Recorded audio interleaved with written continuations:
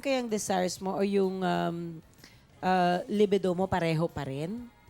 Oo. Diba? Yun ang aalamin natin. Ikaw, Shelly, sa tingin mo, kayo ni Ariel, syempre bata pa kayo ngayon. Eh, later on, Gagawan namin ng paraan. gagawa kayo ng paraan. Gagawa ako ng paraan. Yan, sasabi ko lang yan ngayon. Pero gagawa ako ng paraan. I'm sure by then, marami nang na-invent ang science.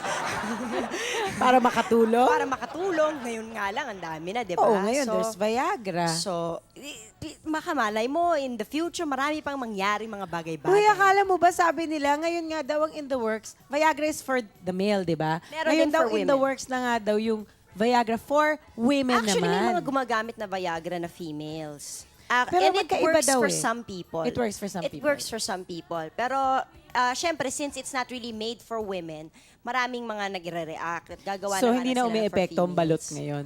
Dati kasi balot lang, di ba? Ang balot, pampalakas ng tuhod. Ang Viagra, Iba ang pinapalakas. Okay. okay?